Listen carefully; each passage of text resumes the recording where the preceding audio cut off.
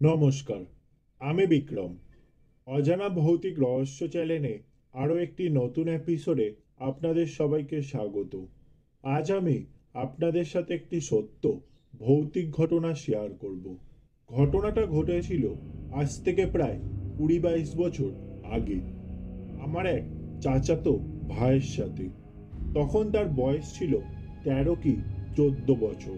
চাচাতো ভাই গল্পটা আমাকে যেভাবে বলেছে আমি আপনাদের ঠিক সেইভাবেই শোনাচ্ছি। আশা করি গল্পটা খুবই ভালো লাগবে। এই রকম সত্য ভৌতিক ঘটনা শোনার জন্য অবশ্যই চ্যানেলটা সাবস্ক্রাইব করে দেবেন। আমাদের বাসাটা গ্রামের একটা বিশাল মাঠের পাশেই ছিল। আমাদের সাথে থাকতো আমার এক কাকা আর তার পরিবার। মাঠটা অনেক বড় বিধায় আশেপাশে তেমন কোনো বাড়িঘরই ছিল না। মাঠের ঠিক মাঝখানটায় একটা বড় বটগাছ ছিল। মাঝে মাঝে বাইরে থেকে এসে কিছু ব্যবসায়ী সেখানে অস্থায়ী দোকান করত। তখন আমাদের জন্য খুব খারাপ হতো, কারণ আমরা তখন সেই গাছের নিচে খেলতে পারতাম না। গাছটা ছিল আমাদের খেলাধুলার এক প্রধান জায়গা। স্কুল থেকে দৌড়ে এসেই সেই গাছের নিচে চলে যেতাম আমরা। বয়স তখন 13-14 বছর থাকায় তাই আমরা সবাই মাঠেই খেলাধুলা করতাম। মাঠের নিচ থেকে টিম বানানো হতো। এরপর মাঠে নেমে ক্রিকেট খেলা। প্রচণ্ড গরমে হাঁসফাঁস লাগলে বসে জিরিয়ে নিতাম সেই গাছের নিচে। সেবার এক বৃদ্ধ বয়স্ক লোক শহর থেকে আশ্চর্য রঙের এক পানীয় নিয়ে আমাদের গ্রামে ব্যবসা করতে আসলো। তার ব্যবসার মন্ত্র ছিল এমন, এই পানি পান করিলে শরীরে বল অটুট থাকিবে, সাথে আসিবে নতুন উদ্যম। সেই পানিতে কি ছিল তা আমি জানি না, তবে অল্প কয়েকদিনেই তার নামডাক ছড়িয়ে পড়ল। দূরের গ্রাম থেকে মানুষ এসে জড়ো হতে লাগলো প্রাণীর জন্য। এদিকে আমরা পড়লাম বিপাকে। মাঠের মধ্যে যেন একটা মেলা বসে গিয়েছিল। আমাদের খেলাধুলা চাঙ্গে উঠল। আমাদের গ্রুপের দলনেতা ছিলেন সিহাব ভাই।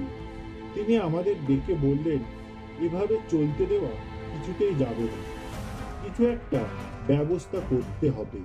তাই আমরা সবাই মিলে সিদ্ধান্ত নিলাম আজ রাতে তাকে গিয়ে ভয় দেখিয়ে আসব, যাতে সে ভয়ে এখান থেকে চলে যায়।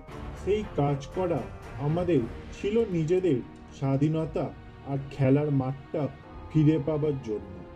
রাতে অনেকেই থাকতে পারবে না, তাই শুধুমাত্র যারা থাকতে পারবে তাদেরকেই ডাকা হলো।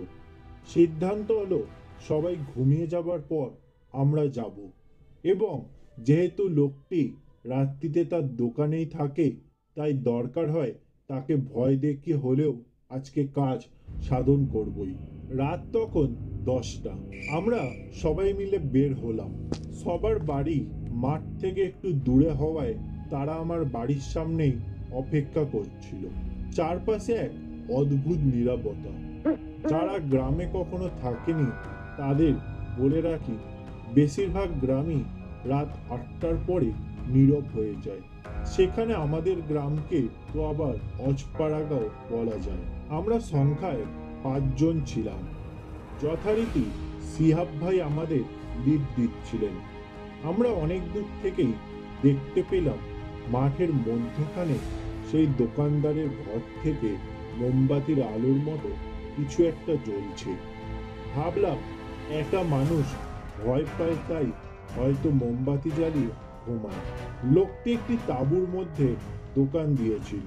সেই তাঁবুতেই রাত্রিবেলা থাকতো। আমরা তাঁবুর কাছে পৌঁছাতেই একটা অদ্ভুত গুনগুন আওয়াজ পেলাম। আওয়াজটা অনেকটা সুর করে কোনো কিছু পড়ার মতো। আমাদের চমকে দিয়ে একটা বড় বিড়াল হঠাৎ করে ডেকে উঠল। আমি আরেকটু হলেই ভয়ের চিৎকার দিয়ে ফেলেছিলাম। সময় মতো আমার বন্ধু নাফিস আমার মুখ চেপে ধরায় রক্ষা পাই। আমাদের আরো ভয় পাইয়ে দিয়ে একটা কালো কুচকুচে বেড়াল আড়াল থেকে বেরিয়ে এলো। কিন্তু আমার জীবনে আমি কোনো বিড়ালের চোখ এখনো এত সাদা হয় তা দেখিনি।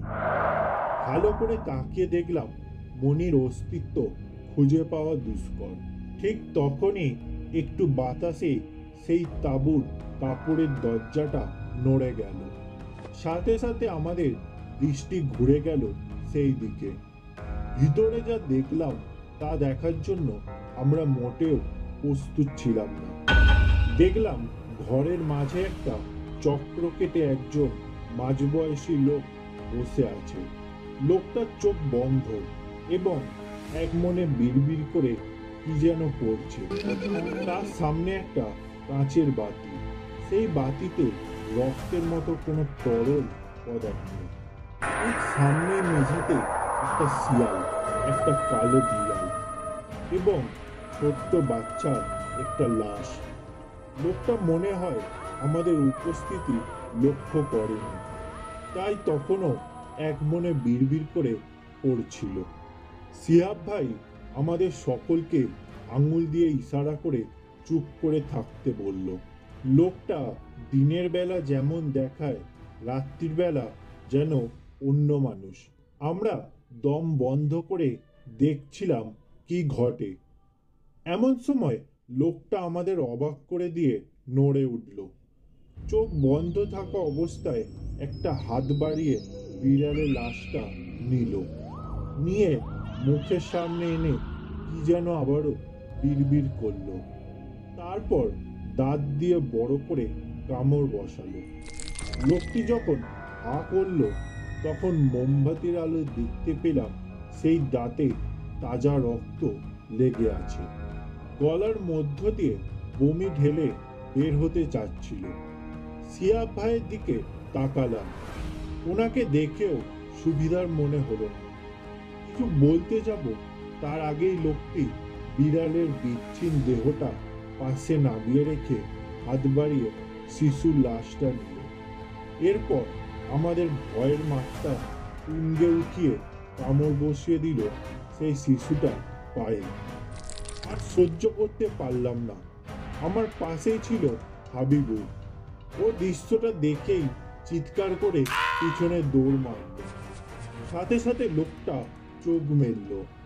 এই চোখের বর্ণনা দেওয়ার মতো কোনো ভাষাই আমার জানা নেই। অনেকেই হয়তো রক্তচক্ষুর কথা শুনেছেন, কিন্তু আমি সেই দিনই প্রথম চাক্ষুষ দেখলাম ব্যাপারটা। লোকটার চোখ দেখে মনে হচ্ছিল চোখ দিয়ে রক্ত পড়ছে। আমি কিছুক্ষণের জন্য জমে গেলাম সেই জায়গায়। এমন সময় শিহাব ভাই আমাকে হাতে ধরে প্রায় টেনে নিয়ে দৌড় দিলেন। পিছন থেকে লোকটার তাড়া করার আওয়াজ শুনতে পেলাম, কিন্তু বাসা বেশি দূরে না থাকায় নিরাপদেই বাসায় আসলাম। অবশেষে সেদিন সকালে হঠাৎ সবাই দেখে মাঠের মধ্য থেকে দোকানটি হাওয়া হয়ে গেছে। শুধু তাই নয়, যারা সেই লোকের দেয়া পানীয় খেয়েছিল তাদের প্রত্যেকে অসুস্থ হয়ে পড়ে। রক্ত বমি করে মারা যায় কয়েকজন। আমরা যারা সেদিন গিয়েছিলাম, রাতে তাদের মাঝে দুজন ভয়ঙ্কর অসুখে মারা যায়। এই ছিল আজকের সত্য ভৌতিক ঘটনা।